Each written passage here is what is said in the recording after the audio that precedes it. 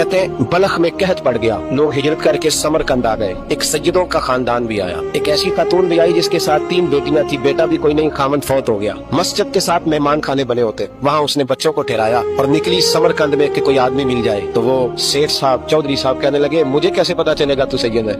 मुझे बताओ, किसी को चौक में खड़ा करके कहा जाए बताओ तू कौन होता है, उस शख्स का क्या अशर होता है, क्या हाल होता है, कहा कैसे पता चलेगा?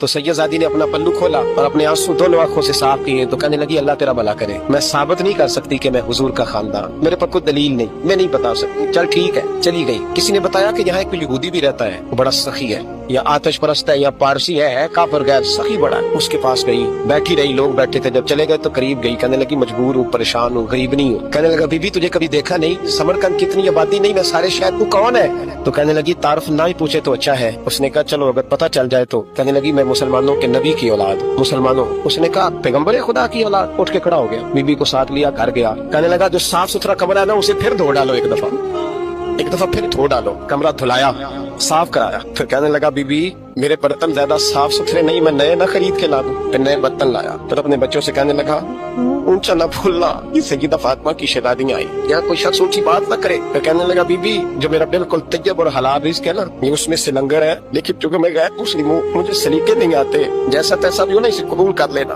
खातून को कहने लगा, ये घर है, जब तक जी चाहे यहाँ रहना, पर देखना हो सके तो रात अपने नबी से सिफारिश करना, मेरा भी कोई मसला, मेरी भी कोई कबूलियत कहीं हो जाए। वो मुसलमान कहलाने वाला रात को सोया, कहते जन्नत सजी हुई है, लोग जन्नत में जा रहे हैं, लाइनें लगी हुई हैं, नबी पाक लोगों को जन्नत में भेज रहे हैं। मैं भी दौड़ के लाइन में लग गया, फरिश्ते ने मेरा बाजू पकड़ा, का पीछे हट। तो मैं दौड़ के हुजूर की बारगाह में गया, मैं हुजूर सारे जन्नत में जा रहे हैं, ये मुझे नहीं जाने देता। नबी पाक ने फरमाया, तू कौन है? या रसूलल्लाह मैं मुसलमान हूँ। कहते हुजूर मुझसे फरमाने लगे, कोई दलील है तेरे पास? दलील है कोई तेरे पास? मैं चुप कर गया। फरमाया, मेरी बेटी मेरे दरवाजे पर आ ही गई थी तो तू दलीलें पूछने लग गया था। मैं जा, दौड़ जा। सवेरे आँख खुली तो गलियों में ढूंढता फिरता है, तलाश करता फिरता है, कोने कोने में जाता है, वो सादात का घराना कहाँ है। ढूंढते ढूंढते उस गैर मुस्लिम के दरवाजे पे जाके पहचान लिया। तो कहने लगा, खुदा का वास्ता, जो तूने नौकरी की है ना, इनकी मुझसे 11 गुना ले ले, ये सादात का घर मुझे दे दे। तो कहने लगा, कल तू आता तो शायद बात और होती, आज बात और है। उसने कहा, मेहरबानी कर।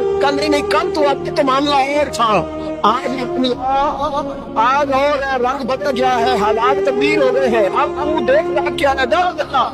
कहने लगा, नहीं मेहरबानी कर, दे दे। तू गैर मुस्लिम में तेरा क्या ताल्लुक? कहने लगा, चुप कर, गैर मुस्लिम में कल तक था, कल से सज्जदों से प्यार किया है तो मेरे हालात समझ गए हैं। वो जो नजारे तूने रात ख्वाब में देखे हैं, मैंने जागती आंखों से देखे हैं, मैंने जागती आंखों से। और तूने किसी मुफ्ती पीर आलम के हाथ पे कलमा पढ़ा है, मैंने रात मोहम्मद अरबी के हाथ पे कलमा पढ़ा।